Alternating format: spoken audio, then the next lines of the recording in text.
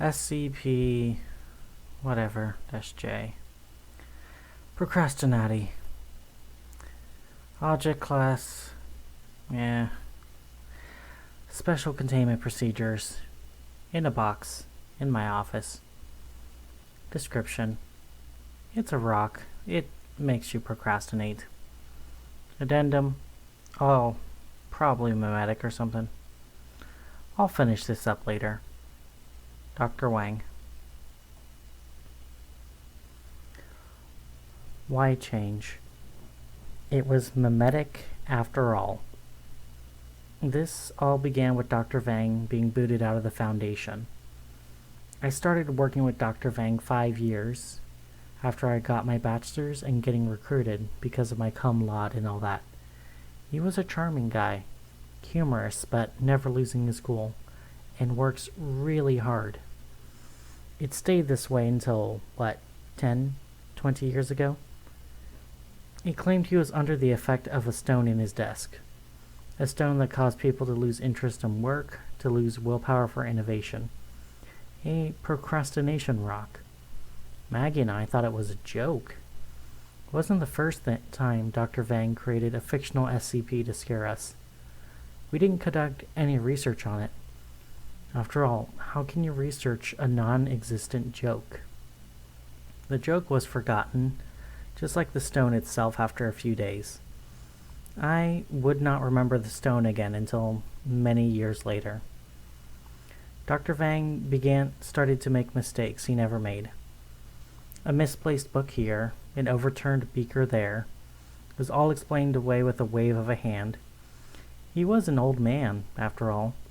Then came the rushed reports, the missed meetings, the general lack of work done. His powers were taken, positions degraded, yet no one bothered to seek out a reason. I tried not to let him get fired. After all, he was my mentor and a respected researcher as I'd first known him. But even with my hard work, I could not convince the O5 to let him stay. He didn't even bother to pack his office. He just left it alone with a note on the door saying, "For the next guy." His stuff got passed around the Foundation. I lost track of where most of it went, but I know the O5 would be looking over all the things he left, just like they did with Dr. Gans when he died.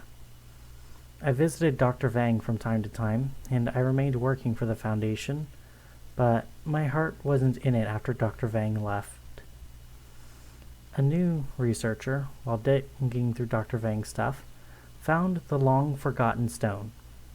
It is, technically, an SCP, albeit not designated any object class or number. The incompetent researcher didn't find any anomalous properties and just disposed of it. The Foundation moved on to more important stuff. After all, who cares about a dingy stone with a 4-line report? The rock was tossed aside along with other regular Foundation garbage. Soon, small problems started to pop up. A delivery that was supposed to arrive in a week took half a month due to decreased flights. An episode of a show was delayed months because of a lack of personnel.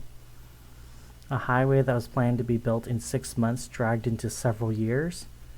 But no one noticed. It was all within normal.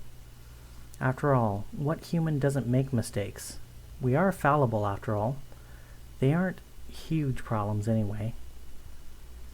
A few years before my retirement, I learned the Foundation recovered the original stone, along with several hundred identical stones, from a secretive extremist group. The group laid hands on it after the botched disposal. They found the cause of the stone's properties and mass-produced the stone. It was then sold to several other activist groups who started secretly planting these stones into UN assemblies, G20 meetings, every conference for major organizations from APEC to NATO. Stealth planes flew over municipalities, sprinkling cities with a thin layer of ground-up procrastinati in the dead of night. An attempt to weaken the major world players and bring down their enemies. The world still went on, day by day, and humanity held itself together. World leaders continued to maintain a strained peace with the extremists. The ones who once believed it could bring them victory were disappointed once again. There were no immediate effects, and the extremists soon turned to other means of bringing down their enemies. The shadow of the stone lingered, seeping into the lives of every man, an effect that no one foresaw. People all around complained about the general slag, but they were too apathetic to stand up for it. There was always someone else to blame, some other time to do it. Bills took years to pass, buildings took decades to build, and yet no one seemed to care enough to fix it.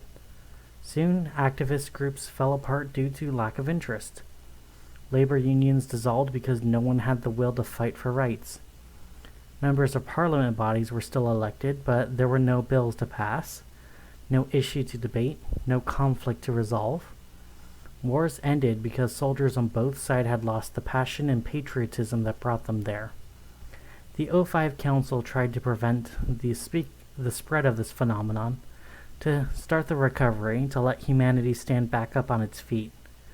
But no matter how hard they tried, our agents and researchers just dragged the mission on for years. We didn't die out. We just simply lost our will to improve. Everyone just didn't care, I guess. Life was good. Why change? There was always later.